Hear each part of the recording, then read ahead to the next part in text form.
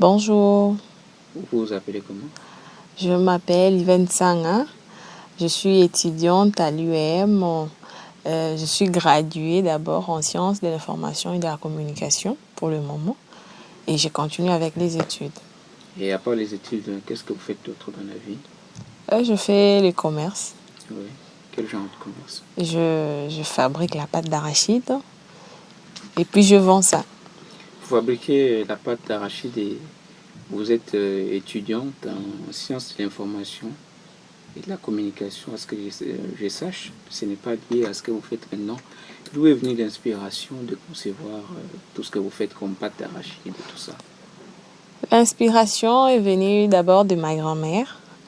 Elle aussi, elle faisait, à un moment donné, elle a arrêté. Alors, je me suis dit, pour ne pas seulement perdre le temps, je me suis lancée dans ça. Et puis, c'est comme ça que j'ai commencé à faire la pâte d'arachide.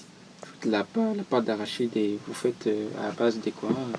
Et la formule, est-ce que tu peux nous donner cette formule ou bien c'est un secret que vous gardez pour vous? Non, la formule est simple. Comme c'est écrit pâte d'arachide, donc il y a juste les arachides et l'huile végétale. Et puis on ajoute un peu de sel aussi. Donc le processus, comment il est fait? Vous les commencez comment, le processus? Je grille les arachides. Je pulche aussi les arachides là après avoir grillé. Et puis je mousse ça et je fais le mélange de l'huile. Et la pâte là, parce que quand on commence à monter ça, ça devient comme une pâte. Donc ça ne découle pas de quelques études faites pour arriver à tout Non, non. ça? Et parce que vous êtes en train d'étudier et tout ça, comment vous trouvez le temps pour faire et en même temps votre pâte d'arachide que nous voyons et vos études, comment vous combinez tout ça? Ah, les temps c'est créé. Hein. De toutes les façons, les temps c'est créé.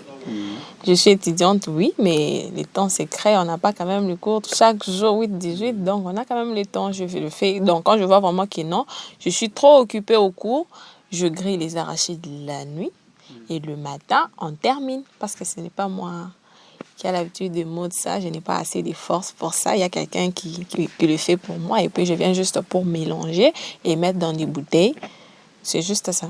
Et en faisant tout ça, quelles sont les ambitions que vous avez?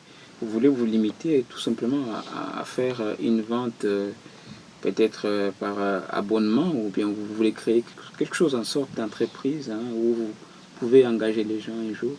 Oui, je pense c'est ça. Donc, c'est ça même l'idée. Créer vraiment l'entreprise de production, mais ça ne va pas se limiter seulement à la pâte d'arachide. Il y a aussi d'autres choses. J'ai encore d'autres idées. Dès que ça sera prêt, je vais encore exposer ça. Pour le moment, je n'ai que ça, mais je pense vraiment que ça soit vraiment l'entreprise dans l'avenir. Et ça ne découle pas des études humanitaires? Peut-être que vous avez quelqu'un qui a fait la nutrition et Non. s'est inspiré? Non. Il n'y a personne qui a fait la nutrition. Donc, j'ai dit, c'est ma grand-mère qui le faisait aussi. Elle a appris. Moi aussi, je me suis intéressée à ça. Et puis, j'ai commencé aussi à faire. Elle m'a expliqué comment on le fait et puis je le fais. On peut dire que c'est un don familial. Un don familial, ouais. En quelques mots, ça. Et en fait, comment vos relations avec les clients, comment vous contactez vos clients? Ah, au début, c'était pas facile. Okay. D'abord, au début, je commençais avec quelques familles d'abord de l'église que j'avais ciblées. Je le faisais comme au début, ce n'était pas un peu, c'était vraiment trop peu. J'ai commencé à cibler quelques familles. Le peu de familles, j'ai ciblé par-ci, par-là, des connaissances. Mais avant, je ne faisais pas avec les étiquettes. Il n'y avait pas des étiquettes. Par la suite, quand je me suis dit que non, je dois quand même donner un peu plus d'aspect, de la valeur à la pâte. Alors, quand je fais on dit quoi? Imprimer les étiquettes. Alors, j'ai fait des photos, des séances photos avec. J'ai dû partager dans le groupe avec les amis. Je les ai demandé de les poster. C'est par là qu'il y a quand même beaucoup aussi de clients qui se sont intéressés dans leurs contacts. Et puis, c'est comme ça que j'ai commencé maintenant à aller frapper aussi des portes de boutiques pour vraiment proposer. Comme ça, on peut exposer ça. Et là, je peux aussi les vendre et aussi reste aussi pour vendre ça. Et des jeunes filles comme toi n'attendent que le mariage et tout ça, alors que vous vous êtes lancé dans ça. Quel est le conseil que vous pouvez donner à cette catégorie de personnes? Oh ben, le mariage d'abord, c'est une bonne chose, non? Mais avant le mariage, il faut quand même créer quelque chose de soi-même. Donc, ce que je demande aux jeunes filles, d'abord d'être soi-même. Chercher d'abord à être indépendant d'abord d'elle-même. Et pas seulement dépendre des autres. Il faut toujours chercher parce qu'il y a beaucoup de petites choses à faire.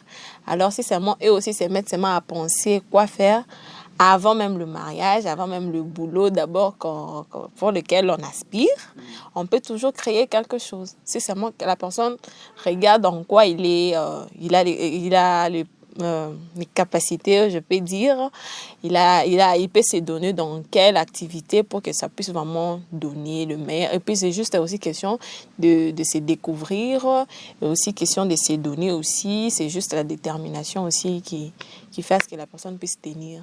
En dehors de quelques clients que vous côtoyez, et si les autres, à travers cette émission, qui vont nous regarder à travers nos émissions à la matinale ici, et aussi sur ceux qui vont nous regarder à travers le monde entier, à travers notre chaîne Mbujimayi Multimédia TV, comment ils peuvent s'en procurer? Parce que peut-être que vous êtes dans une seule commune et les autres qui sont un peu partout, comment ils peuvent y arriver aussi? C'est facile d'y arriver. Donc, si tu es loin de mon commune, c'est pour cela que j'ai dû contacter d'autres boutiques pour que ceux-là qui sont vraiment loin, qu'ils puissent aussi s'en procurer sans problème. Mais au cas des besoins, on peut toutefois appeler mon numéro qui est affiché d'abord sur la bouteille de pâte. Et je vais encore communiquer, c'est justement le 85 938 88 86. Si vous appelez, et puis vous localisez juste, on va vraiment s'entendre comment, et puis là, je vais livrer. Et voilà, parce que on voit sur votre pâte, il y a des mentions, il y a un logo. Est-ce que on peut dire que c'est certifié? Non. Pourquoi?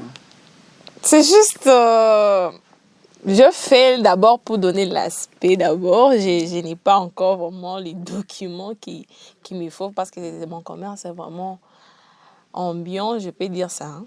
Ok, donc rien n'est connu. Gère un peu de l'État aux taxes, je ne connais pas ça.